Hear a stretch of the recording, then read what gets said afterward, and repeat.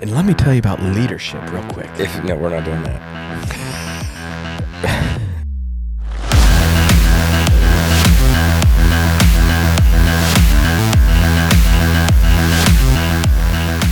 Hey, what's up, everyone? I would say welcome back, but we've never been here. Never been here. We're starting a podcast. I'm Danny Woodhead. This is my business partner, Paul Lanphier. Arise Ventures. We got a cool logo up here because our guy, Blake Beecham, just did some really cool things with our business. So made us a cool logo. We're going to have them on hats, hopefully golf balls because I play a lot of golf. I like it. Yeah. So not welcome back, but welcome. We're gonna probably, hopefully every week have a podcast put out there. And yeah, Paul, do you have anything to say? I mean, I've kind of just been talking. You've been on these, man. I just get to enjoy and just be a normal guy on a podcast today. That is not what's really going to happen. I'm a pretty calm person normally, so as we go forward, we will see that this, unless he starts becoming a different person when he's on camera or has a mic, then you're gonna learn something here in the next weeks, months, whatever it is. But yeah, we're starting a podcast. Do we know the name? No, and it's our first episode. But I promise before this first episode launches, we will have a name and we will probably have an intro too. I mean, what song are we thinking for an intro? I don't even know if we're going to have a song. Really? That's not really. So that's not podcasty? That's not. No, it's very podcasty, but I don't know. And I think there's copyright stuff. Okay. We'll probably have some like instrumentals. Yeah. Do you remember the band Korn back in the day? Do I remember? Were you allowed? Yeah, Did you ever sneak listening to Korn? Bro, I grew up in a family where Christian music was the only music. Okay. So do you think I listened to a lot of Korn? Did you sneak it? I never snuck Korn. See, I was one. Now of those. you give me Matchbox 20, Third Eye Blind. That was the first. Did I tell you? That's the Korn? first. Matchbox 20. Matchbox 20 is the first non-Christian CD I had, and I hid it from my parents. Sorry, Mom and Dad. Remember the song Push? But Korn? Korn. You listen to Korn? No, I love the song Freak on a Leash. So that's Paul Lanphier. He's I won't say he's a freak on a leash, but yeah. Hey, Paul, could we have you introduced yourself to the world a little bit and just kind of who you are? Actually, give us a story. Don't even like say, "Hey, I'm Paul Lanphier. I'm married, have X amount of kids, whatever." Give us, if you would, your story a little bit. Yeah. So we obviously, Danny and I are just hanging out today, and this podcast, I think, is just going to be us hanging out, talking about life. Most of the time, but who are you? Oh, I don't want to know about. I want to know who you are, because there's a lot of people out here. Not everyone knows that you tore your Achilles. That's true. The Achilles was what put me on the scene. It's the only on thing, the map. It's the only thing that put me on the map in my life. Other than, I will say, in 5th grade or 4th grade, I got 6th place in the Midwest Junior Olympic 100-meter dash. I think I Okay, can I give a timeout quick? Yes. The thing with Paul Lanphier, everyone will notice, is he loves how good he was at sports from like the ages 7 till like 12 or 13. Fact check that. Blake, look it up. Paul Lanphier, Midwest, 6th place. I don't think Junior Olympics. anyone. Well, sure, if they have a site for that, if they record that, but everyone will hear that Paul Lanphier thinks he's the greatest athlete of all time from 8 to 13 or 14. I will challenge. Obviously, you made it a little further than me, but I would say up until the age of 13. I would have. See, I'm going to find some videos. One day we're going to play it here. This is why I wanted to do a podcast. Because I wanted people to hear your nonsense hot takes that don't make sense. You claimed that you were the best athlete in Omaha, Nebraska. Until 13. I mean, and that's not pride. That's not. I will verify that. Guys, I watched him before he tore his Achilles, and bless your soul, you're great. Do you think I had it? No, you had nothing. What ended up happening is he decided on a whim to play a flag football game with a bunch of 20-year-olds. Was it 12? Was I 12 years out of retirement? You were 12 years out of retirement. That's what it was. Didn't look like he had done an athletic thing for years. He ran marathons and stuff, but we all know that's not it's not a sport like football. It's a sport of the mind. During the day, we're like, all right, let's see. He committed to playing flag football with this group of 20-some-year-olds. He went out. We went in the front yard. We went to the park. We went to by the parking lot. There's a little grassy area where we went to church, or where I go to church. And he started running routes. Nothing in me. Nothing in my, and I'm not saying I'm a general manager. But you've evaluated talent. I've seen pretty good players of just all sports. There wasn't one route that looked like you were a good 8 to 13-year-old player. I would challenge, at 13 years old, I would have challenged Julian Edelman. You. Oh my gosh. At 13? So what happened then? That fast twitch muscle never developed. In all fairness, I did not really start developing or hitting puberty till I was 16, 17, 18 years old. I grew after high school from the age, I think I grew till I was 20 years old. I joke around that the first night, I mean, no details, but let's just put it this way. There was, I'm just happy I hit puberty before my wedding, which was 22 years old. Oh my gosh. I'm happy I hit puberty before my wedding. It is wild, I guess. In all my years of athletics, I had never had someone have that big of an excuse for their athletic abilities. Did you ever have anybody that thought they were could have played with you or as good as you? Well, yeah, guys that I played with. Oh yeah. I've never had anyone in high school, or I've never had anyone talk about their glory days in Pop Warner. Say I think I could have probably played with you. Yeah. If I would have hit puberty earlier, I would have played in the NFL. Never heard that. If I would have hit puberty, we would have seen. We don't know. I mean, we don't know what would have happened. We all know. We don't know. This is the finished product right here, and we saw what you did the night of your first game. Third play? We were starting to. Was it third we were play? starting to talk about your life. Let's get back to that. Oh yeah. No, after we talk about that night. So what happens is we go through the whole deal. You don't always have the greatest look of a football player. I mean, or of an athletic. My styles. And your styles. My style's not bad. Look at my water cup to yours. It's like, so this is Kobe works for us. Kobe Ballard. We have been praying over the last 4 years for you to turn a new leaf. And I will say this, you're wearing some stuff that's actually decent. I mean, you got Unreal on. Your hat's fine. Yeah. He actually has jeans that fit him now. So that's good. But he looked terrible going into the game. Looked terrible. And this is going to turn into a little bit of an interview because I want to know. I haven't asked you this question. Okay. Going in, did you think answer this honestly? Don't answer this in like a funny Paul. Did you think you might be able to make an impact and help the team? To be honest, you did, didn't you? I thought I was going to come back and it was going to be, you guys were going to be like, man, Paul is athletic. Paul can do this. So third play of the game, I tore my Achilles, by the way. I thought it was second. Maybe. Third play of the game, but your second. It was my second play, I think.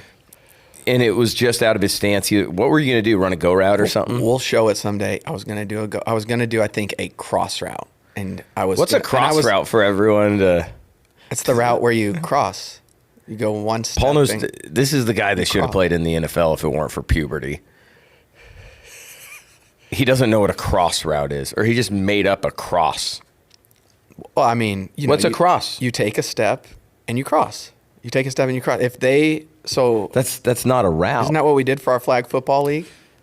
Is that Is that a route? cross Kobe? route? Is that a route? Cross route? What do you call it? Oh, see, a crossing route. There you go. See, I wanted to make it more sensible for the people on here. It's a cross route. I guess I've never heard it. Anyways, that night tore his Achilles, kind of forever changed his life. Yeah, it was a good change. Yeah, Had a baby 6 days later, 5th baby, yeah. 4 girls, 1 boy. So Paul, where are you from? You grew up here in Omaha. Grew up in Omaha. Give us your life story without Yeah. me interrupting your football path. Your NFL. Grew up in football Omaha. path. Grew up great parents. 3 brothers and I guess 2 sisters, 1 brother. We grew up in South Omaha. We had a normal life, like nothing crazy. My parents both worked jobs. My mom has a dance studio. My dad's worked in the government. I, at 6 years old, started my career, is what I call it. The first day at school, I challenged people to races. That's where I found out. That's where I found out the speed. You don't know. The first day at school, I challenged every single kid. Everything goes back to your I challenged your athletic days in elementary. And elementary, Cross Lutheran no longer exist. I would challenge every kid everywhere I'd go to races. This is where I knew there was something there. And then about fifth grade, 6th grade, I started seeing other kids developing. And I started seeing hair under their armpits and didn't know what that was at the time. Yeah, I like it. Didn't find that out till about 16, 17 years old, what that was at the time. That's actually true, though. You probably really... I think I was 5'1.5" going into my freshman year of high school, and I was about a year older than everybody else. So anyway, went to Bellevue West High School, was one of those kids, was raised as a Christian. Yeah. In high school, decided to... Start toking it up. Yeah, enjoyed one of these plants right here. Or this isn't a plant. No. Sorry. That's not what you were smoking. No. I was. There was some. But it was something green. It was something green, and started enjoying that. Started enjoying some beverages with malt in them, and became an amazing beverage drinker. And it was something that had to give that part up a little while back. I remember because you did say, my argument always was like, if you were that good in middle school and elementary, you'd at least have played in high school. And you're like, yeah, but I made some dumb decisions. I smoked weed and... Yeah, smoked weed. That wasn't it. Like to drink. Well, that wasn't the reason you didn't play. I think it was the disappointments of life. It's like when you're Don't think you would have played. When you're going from, imagine being at the pinnacle of success in Pee Wee Football League, being basically, similar probably how you felt. I just didn't want you to remember when you were with the Patriots. Probably similar to that feeling. Probably similar. Probably a little similar. But since I stayed away from weed and alcohol, I was able to. Well, I grew, and you developed that fast twitch muscle. Even though I am 2 inches taller than you, you are. That's why I don't. It doesn't make a lot of sense. Anyways, you started drinking alcohol, getting in the wrong crowd, probably. Yeah, wrong crowd. When did you start smoking cigarettes? 17 years old. I was at a car wash, and a guy that I was with, that we worked with, he stole a pack of cigarettes. I was actually going over to my girlfriend's house at the time. Stupid decision. I end up smoking a cigarette. I was like, I kind of like this. Yeah. Then I smoked another. Kind of like this. I think I smoked another. Kind of liked it. End up going to my girlfriend. She's like, did you smoke? I'm like, oh, yeah. She's like, I don't like that. She found out I smoked because she could smell it. Yeah, weird. Right? We'll get to that. And then the rest is history. Had about a 5-year marriage with cigarettes. Even though this one's wild. Yeah, that's what I wanted you to share. Okay, so got saved after high school too. Gave my life to Jesus. Yeah. Back to Jesus. Whatever your theology is. You're following Jesus. Following Jesus, trying to not have didn't have any Christian friends. End up, but I had good people in my life. I had people who loved me. I'd hang out with my dad, go to coffee shops. I really did get rid of a lot of people that I was hanging out with. and ended up basically at 20, or went to nursing school thinking I was going to be a doctor. So yes, I am a nurse. Wait. You went to nursing school thinking you'll be a doctor? Well, I was like, I was practical. I was like, my dad's like, hey, have a job while you're waiting for med school. So I was like, yeah, I'll do that. That sounds like, Dad's a nice guy. That sounds like not a great idea. Yeah. Well, it was either that I was starting to play a lot of basketball at that time too. So I knew I was thinking about like, could I make I was actually thinking, should I go play college basketball somewhere? In a weird way. You seriously thought this, well, I was like 19, 20. So this is what I love about you. This is one of my favorite things about being your business partner is you're a dreamer. I mean, that's a dream that wasn't going to happen. That was a dream.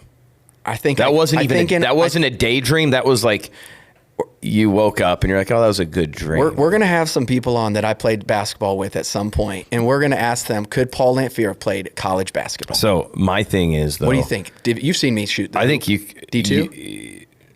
No chance. Really? Maybe some bad NAIAs.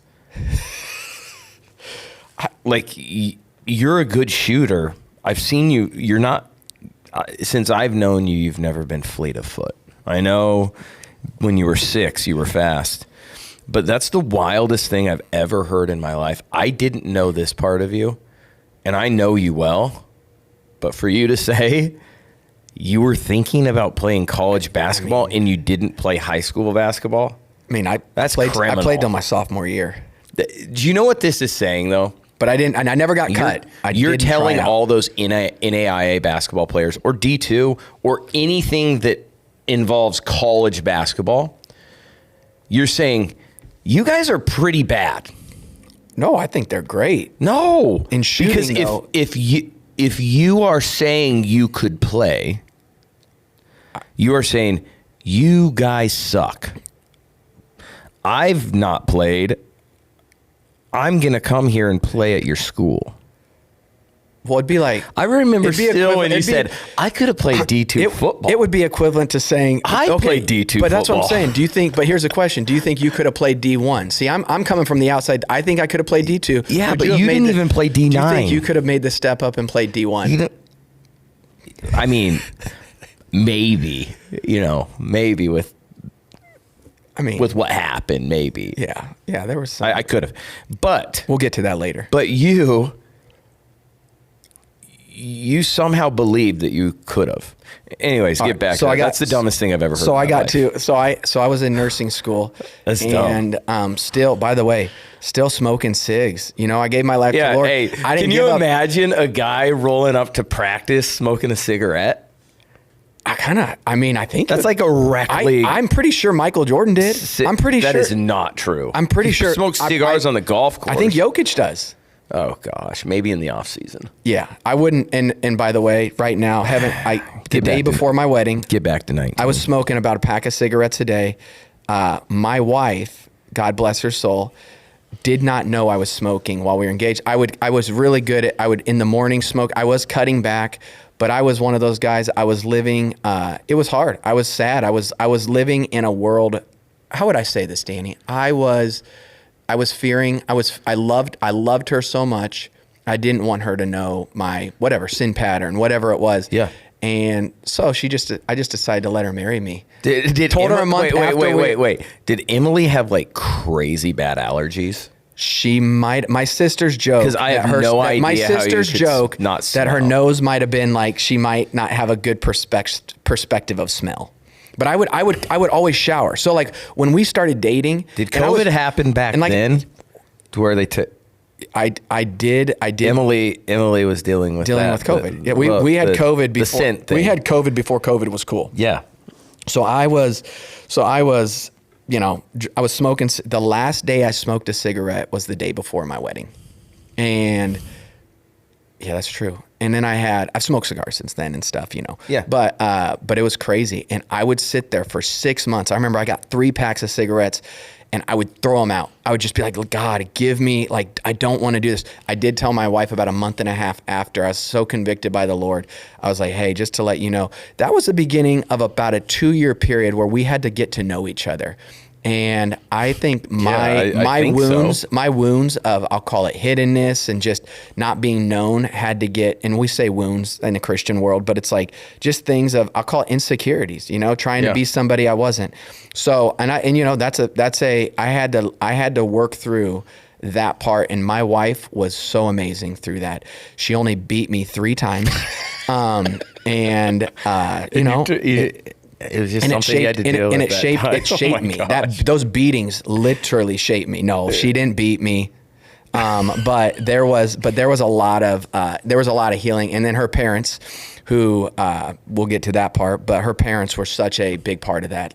Just loving on me, just like Paul, we see greatness in you. We see whatever. With that greatness, I promise one day we're going to find out if that's true. Yeah. We're going to find out. Hey, could you share was this before Bethel? Yes. Yes, this was, but was it after Bethel or before Bethel that you thought you were going to live in Peru? Oh, yeah. So we got married. When we got married,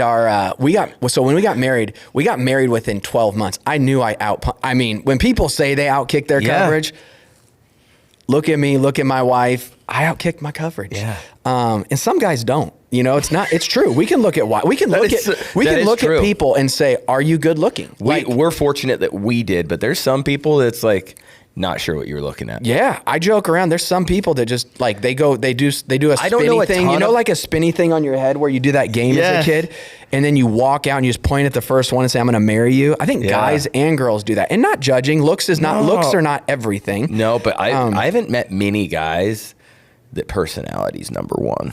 No. There's a few out there. There's a few out there. I mean, you see those every once in a while on Facebook and different. There's probably podcasts like that. For sure. So my wife and I you were going to move to Peru. Well, we thought I was like, we're going to spend 6 months there right after we get married. And I'm going to learn Spanish. Turns out while we're down there, week 3, the guy asked me to invest in a house with ladies that do stuff with men for money. Yeah. Whorehouse, I think is what they're called. Yeah. In Peru. And he was talking about the mayor and all. I'm not going to say what that's city. My business partner. I'm not going to say what city. He was trying to he almost got involved in something terrible. And I'm pretty sure they were dealing drugs. I could be wrong, but how do you get yourself in this? We found this random school. We found a random school, and it was we looked up online. Looked up online, and it was we get there, and there was 5 or 6 people that were doing, and I was learning Spanish, and I realized after about three weeks of that, like I said, or actually about a week or 2 of that, I was like, my brain doesn't learn other languages very well. Yeah, I couldn't see you much of a Spanish guy. My wife she hates when I say this, but she has her Spanish degree. She was pretty fluent. Yeah, but so I thought it was going to translate to me because it didn't. It didn't. But so anyway, we're down in Peru, get back and realize I'm not smart enough to be a doctor. If we really were being honest, I mean, maybe I could try hard. Your brother's a doctor. Maybe I could try hard just like I did in sports and, become. If you would have tried harder and didn't smoke weed and drink alcohol, you probably would have played in the NFL. Yeah, most people would. Yeah, most people would. And so we, because it's speed and those things, it's we know those are just secondary. Yeah. So anyway, we go back. What made you not want to invest in that business, Paul? Well, I was still love my wife, still was, didn't want to do something terrible. And we end up and that was an interesting, anyway. So all right. Then you end up going to so we get back 2 years here, and we're it's that time in 2008. People couldn't find jobs. I was lucky. I had my nursing degree, so I was able to. After a year, I was getting ready. I was taking some prereqs for med school. And then I realized my wife's you don't want to be a doctor. She's you love entrepreneurship. You love business. So I was you're right. And then we were thinking I was in my mind, I was I got to do all these business, you've never experienced that with me, right? Thinking where your mind goes, thinking through businesses, all this stuff. So anyway, I was Lord, my wife and I were praying, and we're like, what should we do? And we felt like he said, take a year and just go and just like, and my father-in-law would always say, in your 20s, live like a shotgun, like experience. And then it gets narrow as you get into your 40s. I'm almost 40, dog. I am 40. Oh yeah. So we went to Bethel, which is a ministry school. Everybody can, look it up. There's a lot of stuff on Bethel. Yeah. Some people hate it. Yeah. Some people love it. We love Jesus here. Yeah, we loved Bethel. It's the best experience of our life. A lot of stuff you're going to read is not true. Yes, there are weird people everywhere, sure. Yes. But it was the most formative year of our life. And we got back and we thought we were going to take over the world, my wife and I. Really made it. I did. And we went through, I would say, a year of hell that led to another 3 years of hell. That's 4. So that's 4 years of hell. But I mean, in the midst of that, God was building our character. So we got back, end up trying to get out of nursing. Basically, my wife, when we had a young kid living with her parents, and she was pregnant with another one on the way. She's like, you got to get out of nursing. Like that's where she's always been, like that person that's like, I want you to pursue your dreams. So we end up, what do? We end up going. Trying to remember this. So I get with a home builder in Omaha, interesting experience, and end up in about a year or two kind of running most things, and end up going through a pretty nasty, he had some stuff in his life he had to figure out. And that's a nice way of saying that. Yeah. If you've been in business, you know what I'm talking about. If you've dealt with that kind of picture everything, times it by 100, and that's what we were dealing with. In the midst of that, my mother-in-law and father-in-law killed in a car crash. So that was when our third baby was, my wife's pregnant with our third baby. And we were very close to her parents. And they were pastors, ran a nonprofit, amazing people. And it's one of those seasons in life where it's like you either choose to really get bitter and you can go down a path. It's like we pressed in. And it didn't mean it was easy, but we pressed in. We pressed into what God had for us. And and then life was just perfect from then on out. That's my story. Yeah, no, I'm joking. That's the least true statement. So we end up going into the nonprofit realm. But for how many years were you in that? So about a year into that, so I actually I bought my first business during that time with one of my business partners who's now been a business partner, I think in 7 or 8 ventures. And I met you during that time. Yep. And so we met. Danny was speaking at church. I think you played for you were still with the Chargers though, I think. And then you were figuring out what you were going to do, if you were going to re-sign with them, what was going to happen. And we just clicked. 2 peas in a pod. I think that's exactly. Didn't we hug the first time we meet? We probably did. And hold hands or something. I will say this: did you say hold hands? Did we? We didn't, but we could have. I could have seen us doing that though. Paul Lanphier will do anything for his friends. I remember I was in Baltimore and I needed a vehicle and I didn't want to ship it. Paul Lanphier drove out my vehicle to Baltimore. That's just a side. That's such a side note. That was probably like 6 months. That was probably 6 months after we were starting to get close. Like we were talking through life, and I didn't realize. So the fun part was that was a season where you were probably waking up at 4:30 in the morning to go work out. Yeah. And I was. Because I was on that same training schedule. But Paul Lanphier has never been on that training schedule. Consistency may not be. That was not your forte. That was not. I've gotten better though. I've gotten better. However many years in 2 different nonprofits. Yeah, 2 different nonprofits, ran some nonprofits. We end up buying into a couple businesses together, and then we're like, let's start a business brokerage M&A firm, thinking we're gonna just rule the world. Do you know what? Let me share let me share a little bit about me, and then I think once I'm up to when we start business, I think we should go in together in that. I love that. And then tell the story, because the last 4 years has been a wild ride, an absolute wild ride. I want to hear about Danny. Yeah. So I'm Danny Woodhead. I played in the NFL for 10 years. That's where most people would know who I am. Grew up in a Christian home. For everyone that's listening, they're like, Christian home. I grew up following Jesus. I grew up in the church. My dad's a PE teacher. He was a PE teacher. My mom stayed at home. I was homeschooled from kindergarten through 8th grade. Those were some interesting times. I think my mom wanted to kill me, like literally wanted to kill me. Because you kind of have an intense personality at times. Yeah, I mean, and I think, so there are 3 boys and a girl, and my 2 brothers and I would play football. Me and my older brother did. I still remember to this day, there was one, I don't know how many times in the living room, family room area, there was like a lane where we could play football, and it was on carpet. Well, there's doorways also, and I don't know how many times I said, don't play. Well, Ben throws a pass, because if it's one-on-one, if you're going to throw a pass, you have to throw it up and then go dive. Well, he dove for one, hit a door jam on some like molding, like on the baseboards, but it's like an older home. His eye just got slit way open, like so bad. I went upstairs, he had a pool of blood, and I'm crying. I said, I was apologizing that we were playing football because I knew we were in trouble there too. But I also thought Ben was dying because of the amount of blood. He didn't end up dying, but that's what our house was like. We'd play sports all the time. K through 8, I was homeschooled. Played in the all the city league stuff. Was pretty good at sports. And like, but it was like how good? Like probably not as good as you were from 8 to 13. I would have, but I would say if you would have asked me to race at 6, no chance I would have beat you. From the sounds of it, I mean, if you owned Omaha like you owned it, like you say you owned it, I would have struggled.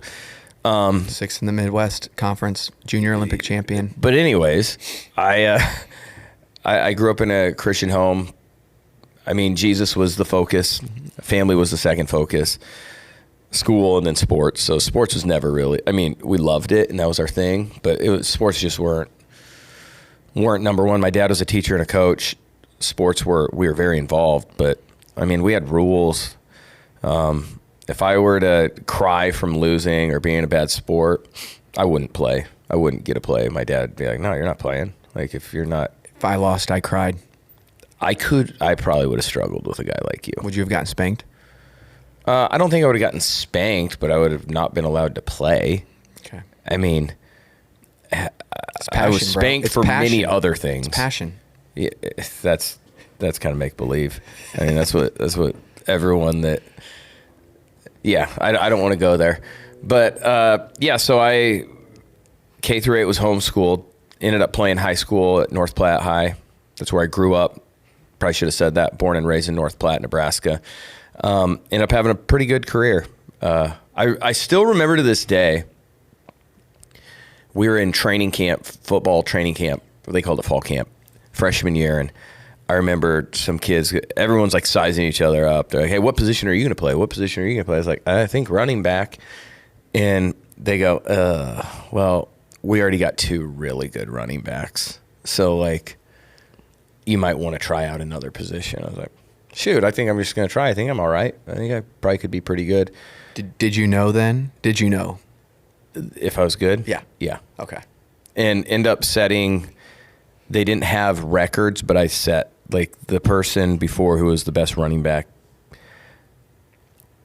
I don't want to say before, but before me, I ended up breaking those records and ended up being pretty good.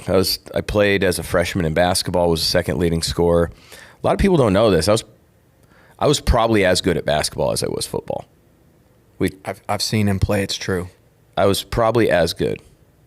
Soccer I was pretty good at too. Played soccer as a freshman. So ended up, I think it would have been, you know how like they have the Letterman jackets and stuff, and you're like, I lettered 2 years. I think I had 11 letters. So How many letters do you think I had in high school? None. I did buy a Letterman jacket though. It just had no letters. No, you didn't. No, I didn't. I was going to say, I could see you. I could see you buying it. I didn't buy a Letterman jacket either. But so like I was pretty good. Started getting recruited and ended up being Nebraska Gatorade Football Player of the Year and Nebraska Athlete of the Year, and a lot of good things happened. I didn't get offered by any Division I schools like Nebraska. I mean, this has been talked about a lot. They have penance to you though. Yeah, Nebraska's amazing. I would say the last 2 or 3 coaches have been amazing. Yeah. Like when once I've been back. I have great relationships with them. Yeah, it's kind of wild. Even though I didn't go to Nebraska and I felt overlooked, I don't want to say made it up, but kind of have. And they've been great to me. So that went great. Didn't get Division I offer, but went to Division II school with my brother, Shattern State. And it was 4 years of, man, those were definitely, I will remember those years. Those 4 years were so amazing. God knew what he was doing. He also dated his wife since a freshman in high Yes. school. Oh, and they gosh, stayed in that's so they stayed in bad. a long-term relationship. I hope she doesn't listen to this. No, I was just trying to get through so we can get to the business. But she was yes, with you when I she dated thought my you were gonna wife be a math since teacher, freshman bro. year of high a school. math teacher. Yeah, she was not planning. She actually told me in high school, senior year, we're hanging out. Her grandma's there, and we're meeting with someone that her grandma took care of. And her grandma goes, "You're going to the NFL." And Stacy goes, "No, he's not." That's wild. Isn't it? And I was like, "Who are you? Like, who's this lady? This girlfriend of almost 4 years." I love Grandma. Yeah, Grandma's the best. How's she doing? She's doing good. Good. Still lives outside of North Platte. But she said that, and I mean, I always remembered that, and I definitely have told her since. It's wild. But ended up having 4 great years. Ended up winning the Harlan Hill 2 years in college, which is the Heisman. Is that kind of like a blue blue ribbon in track? It's very similar to the Junior Olympics. Okay, like it would be like I got like because I was 6th place. Yeah. I didn't get like a gold, but it's very eerily similar. Okay. So ended up playing 10 years in the league. Didn't get drafted. Didn't get invited to the combine. Felt like everything in my life was. I felt like the answer was no to everything that I wanted to do. But my mom always said, she said, just walk through the doors that God's opened. And if you really think about it, if a door's closed and it's locked, why are we trying to open it? Yeah. Like, then we're just breaking in. But God had doors open for me that I had to walk through. And he obviously knew exactly what needed to happen. And so I had 4 years there, amazing. End up not getting drafted, going to the New York Jets, tear my ACL. I remember on my way I missed my brother's wedding because I was in training camp. Wow. My best friend, I was his best man. I wrote a best man speech and had him read it. But do you know it'd be crazy to just a side note to see what I was doing and what you were doing at that exact same moment? probably you were smoking cigarettes. No. I wouldn't have been. Would I have been smoking? Oh, I might have been. You were smoking I cigarettes. probably was having a heater while you blew your ACL. Yeah, and I'm in the doctor's patient room, and I remember because my wife said, "Hey, Danny," 'cause she was at the wedding, or it was the day before. She goes, "Danny, don't overreact." She goes, "This might not be the end." 'Cause I'm like, I'm retired and I'm done with football. I'm gonna go do whatever. She goes, "Don't," and I got mad at her. I was like, "You have no idea about football." I mean, you didn't think I was going to be in the NFL. Didn't say that, but and then it's crazy. God, I think in my story and in your story, God shows up so many times. Like in this situation, God showed up and he said, "No, you're going to play." He goes, "You need to take care of what you can take care of. I'll take care of the rest." So I was like, "All right, I'm going to do my best to rehab hard and just get better," and end up coming back probably stronger and faster than I ever was. And still that didn't help me make a team. I mean, look at me. We can all see what I look like from height to weight to everything, right? But I mean, you had a little, at that time, white running backs weren't the norm. Still aren't, but I'm saying. Cam Scadaboo wasn't the norm back then. No. But ended up. We're going to get into that someday too. Danny versus Cam. We won't. We will not. But end up having play a couple years there, get fired, and then thought my career was over. I didn't have a lot of great film. So like, do they send you a letter that you're fired? No. Do they? I was sit down and say it's not you, it's me. Or what do they do? Back then, the Jets were some of the Jets were invited to Eric Trump's golf tournament, like charity golf tournament. Okay. I was at the golf tournament on like hole 5. And they called me, and I find out I'm fired. So they just call you? Yeah. So I had to drive back. I was so mad. I was so mad at the organization. I can't tell you how mad I was at the organization. Yeah. And I'm driving from upstate New York, not upstate, but more into New York, down to New Jersey. It was probably good that no one was in there because I was probably yelling and screaming. But yeah, it was the best thing that ever happened to me. End up getting signed by New England the weekend after, and who ended up becoming a good buddy of mine, Kevin Falk, tore his ACL that first week, and I ended up getting an opportunity. And then really, I don't want to say the rest is history, but then I played 7 more years, and I had a touchdown in the Super Bowl, a lot of cool stuff, a lot of other injuries, not a lot of stuff that I really need to go into, but it was an unbelievable 10 years. And then I will share this in Baltimore, after my last year, I get to the end of the year, and I had a torn hamstring, and I remember in my little prayer journal asking God to take the love of football away from me, like when I'm supposed to retire. Not like take it away, but when I'm supposed to retire, take the love of football away. And I still remember to this day in January, I think it was January of 18, and I did not want to play. But I had 2 years left on my contract. So like, this is kind of odd. I don't know what to do. And I remember talking to you about that a lot. yeah. And I asked God to give me the love to play, or like to where I'd be okay, or have him fire me. And it's funny, he gave the love. He kind of gave it back to where like, I'm like, I can do this. And then they end up trying to renegotiate. I get fired. And it's funny, right after I get fired, I wanted to fight them. And I wanted to sign on any team that played the Baltimore Ravens. And it was 24 to 48 hours in. Would you say you're competitive a little bit? No, Okay. not at all. No. That was just a sweet moment in life. That's the dumbest thing I've ever. You say a lot of dumb stuff. You wanted the sweetest moment. The sweetest moment in your life. No, yes, I'm competitive, Paul. But I started negotiating with a couple other teams. I remember that. And kind of going back and forth, and then I'm in our master bedroom, and I was kind of having a conversation with God, and I felt like he was like, "What are you doing?" And I was like, "Oh no, you answered my prayer to get me fired, and I'm trying to go against it now." And right then and there, I walk in. My wife's putting Will down at the time. And I said, "I'm retiring." She goes, "Huh?" I go, "Yeah, I'm retiring. God got me fired like I asked him to. I'm gonna retire." And she goes, "Are you sure?" I go, "Yeah, doesn't matter how much money." I go, "They could offer," this is wild. I remember saying they could offer me $10 million. I will not take it. I had too much of the fear of the Lord in me. It's wild. Like, I was like, no chance I'm signing. Because it was like, oh, I'll play for this much, or I'll play for this much. And I talked to my agent. I go, "No." He goes, "Do you want to make," I go, "I'm putting an Instagram post out and I'm doing it how I want to." And he goes, "Are you sure? Like, do you need to take some time?" I go, "Chris, I'm done. I'm done." God answered my prayer. And it was more so too out of like obedience. Cause like God asked me, he goes, "What do you have to prove? Like, what are you chasing?" And I was like, "Oh crap.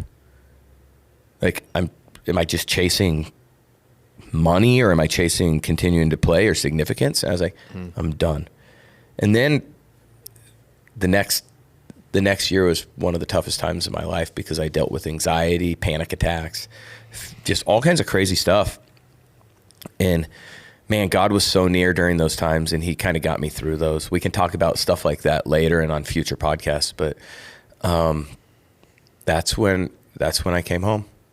And then I had 4 years, didn't think I'd ever work. That sounds really bad, but didn't think I was going to have a job again. And I think 4 years in, which gets us to our business, Arise Ventures, you had this crazy idea, and I'm like, if you would have asked me a year earlier, there's no chance I would have done it. If you would have asked me 2 months earlier, probably no chance I would have done it. But God like released me and was like, "No, you need to do something." And so here we are now. And yeah, we've been business partners for 4 years now. We have a business that we get to help people sell their businesses. We get to help them a lot of times experience maybe some financial freedom they've never experienced or nothing close to it. We get to walk alongside people too. Yeah. When we started this, people were like, what's your strategy? What's this? What's your specialty? It's like me and Danny both probably felt called. It's like, we're going to love people. I always felt called. I remember leaving when I left the nonprofit world.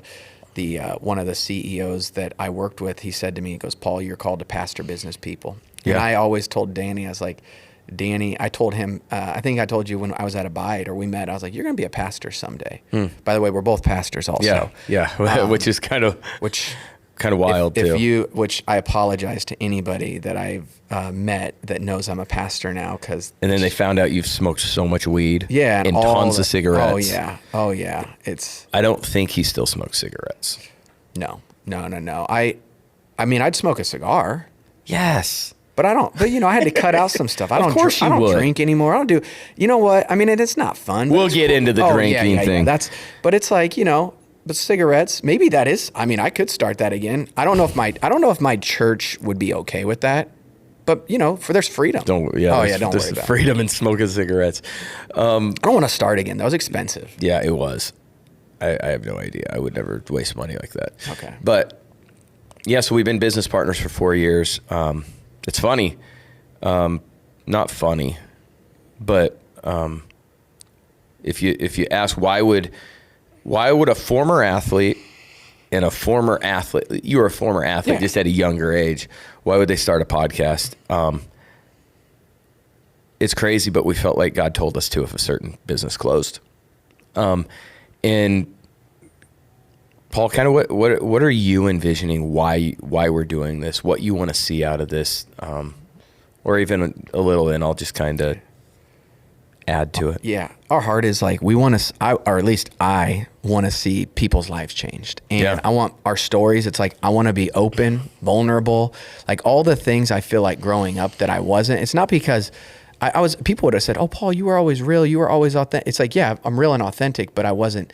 I think you said it once. There's a difference between being transparent and vulnerable. Mm-hmm.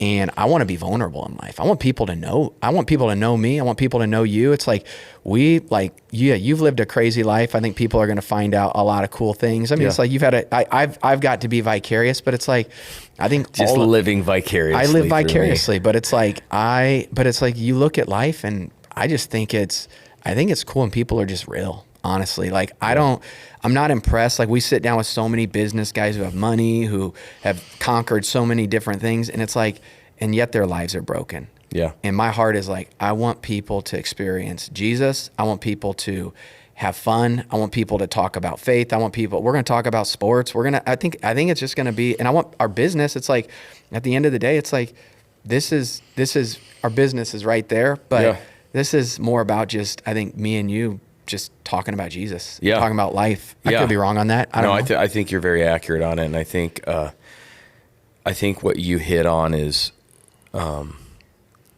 talking about just being real. I think there's so many people, unfortunately, that it's almost like they're just hiding. Their lives are in hiding. And you're going to hear probably a bunch of crap about us that you're like, gosh, they were total losers. That's okay. We don't care. Like, I want to be fully known. I want people to fully know me.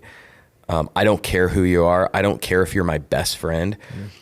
I think there's such a freedom in being known. Yep. I don't want anything in the dark in my life. Yep. And when we're talking about anything in the dark, it could be sin patterns. It could be whatever. It could be how you try to impress people. Yeah, secrets, like fear of man, like worried about what people think, your self-esteem. Like, and everyone, I think as men too, it's so hard, and like they're like, I don't want people to know who I am. I'm supposed to be big and strong. And it's like, I think one of the strongest things that we can do as men is actually show our weaknesses. Yeah. Because when we show our weaknesses, God actually kind of takes care of them then. Yeah. Isn't there a Bible verse about in our weak? There may be a Bible verse about when you are weak, I am strong, as in God is strong. Isn't it? It's Jonathan 25:25, right? Isn't that the verse? Is it Jonathan 25:25? Hey, are you making your own books of the Bible? Jonathan. Well, John. You're so stupid. I don't think there's a 25. You said Jonathan though. I am a pastor. I'm kind of joking about that. You kind of are. You're not joking about the verse. No. Maybe where it's found. There's no Jonathan. Yeah, but I really, we were actually talking about this earlier. Like, if our podcast affects one person, not two, not three, not 50,000. If there's one person, it'll be worth it. God told us to do it. If a certain business closed, and we're doing this out of obedience, but we also want people to see our lives. Yeah. And we want people to see that, like, our lives are messy. Like, we are the furthest things from perfect, and being pastors, we're the furthest things from being perfect. Like, that's just, we're just not that. I mean, speak for yourself. I'm just messing. Yeah. So, that's what a lot of it's going to be on is we want to share some things. Well, there's going to be a time when we interview people, have cool stories. I don't know. What are you doing? I was gonna say I literally had this. Don't cut this out. This is stupid, and people need to see this. What you're just holding up a cup. I love what you were saying. I was literally gonna be like, I got an empty cup. Throw it at Kobe. I was gonna be like, Kobe, can you get more water for me? I was just like, you know how I love to. I get compulsive. Sorry, I get compulsive about drinking water. He does. Get back to the. Hey, Kobe, stuff. can you get him some water? Quickly. Gosh, Kobe. Kobe works for us. Kobe works for us. We love him, but get him water. Yeah. But yeah, we just want to share our lives and show people how we do life. Show that we are the furthest thing from perfect. But we love Jesus. Yeah. At the end of the day, we love Jesus. We care more about that than anything. We love our business. We really do. We love the people that we're involved with. And we're excited to see where the podcast takes us. Yeah. We really are. We don't know where it's going to go.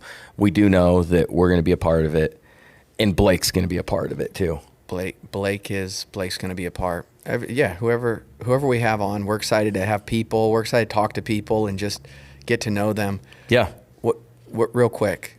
Oh gosh. So tomorrow, Nebraska's playing USC. Okay. Well, this is going to probably be out later, but still we can give predictions. What's your guess? I'm happy Matt Rule's around. Didn't he got a contract extension? He got an extension. Do you think he's doing okay money wise, or is that why they had to give him an extension? Seriously, that's probably why they had to get an extension. Okay, it's because he didn't have enough money. What's it? What was it for? Like $10 million a year? Sorry. Can I just get you to say if you think Nebraska is going to win or not? My prediction is that we win. I actually have this weird thought. I think it's 35-21. I was going to say 34-31 we win. I think we're going to win. I think we're going to win too. I do. I'm also picking with my heart. Yeah. Ruley, that's what we call Matt. Ruley. No, we've never called him Ruley. I just feel like he's got to grab. You know who I love? That's a dumb name. Ruley. R-H-U-L-E. Ruley. He's a friend. He wouldn't know my name, but he's a friend. He's a friend of yours, so therefore he's a friend of mine. That's biblical. I was on it. I don't think that is.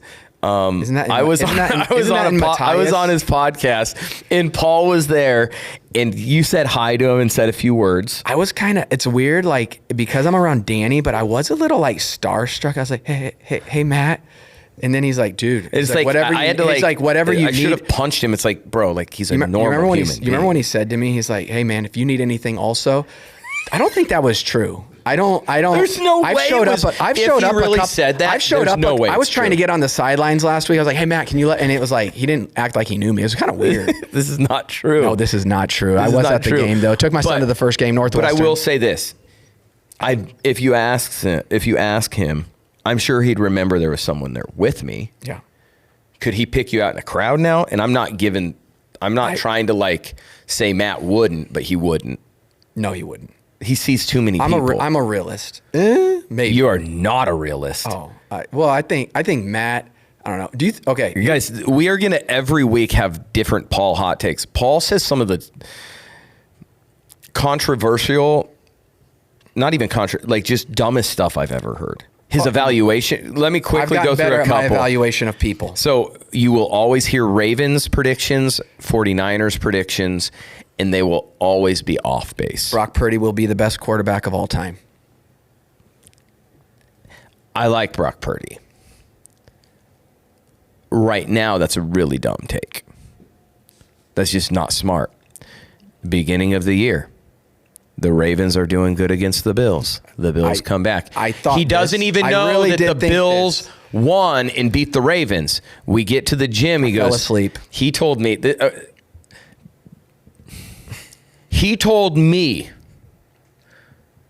He said, I believe that this Ravens offense looked as good as the Patriots offense of like 11 or 12. I can't remember.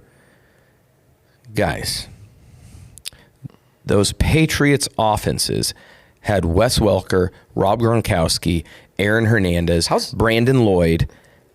But I was on that team. You have 5 guys that can get open.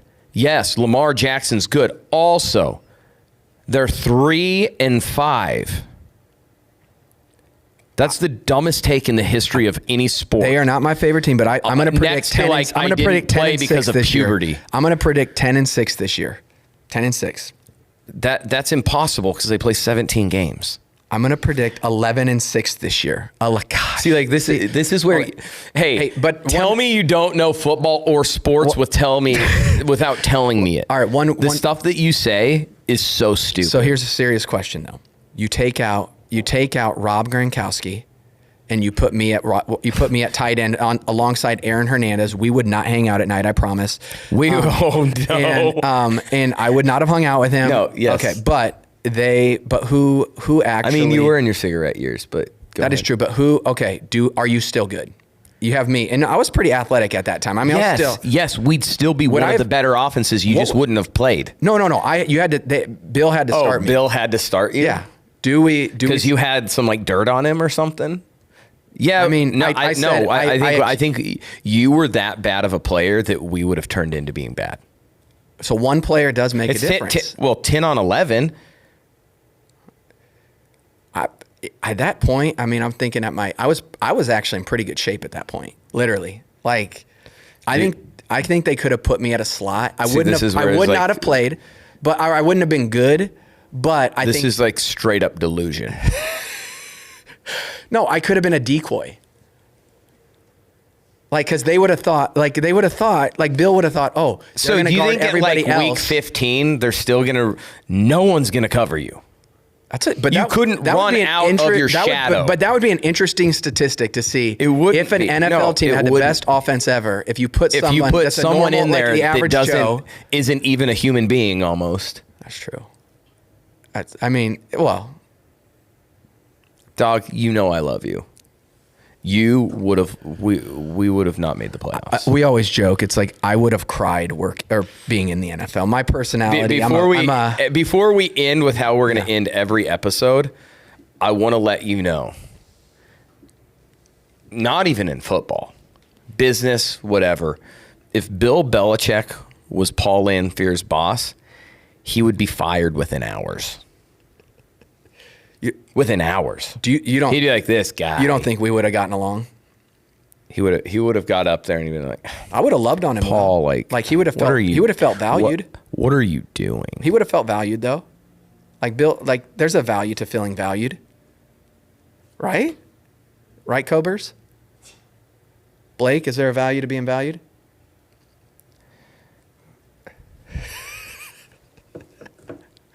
There's a value to being valued. There's value. Well, how would we say that? I don't know. There's something. You would have died if you would have played in the NFL. We have talked about trying out for a college. This was his idea. He said, and this is not happening. He goes, once we start the podcast, do you think I should try out for a football team? a college football team.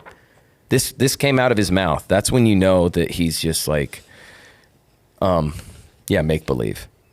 And I think what we should do, I think at the end of every, this is just thought right now. At the end of every podcast, I think we should just pray. I love it. You or me?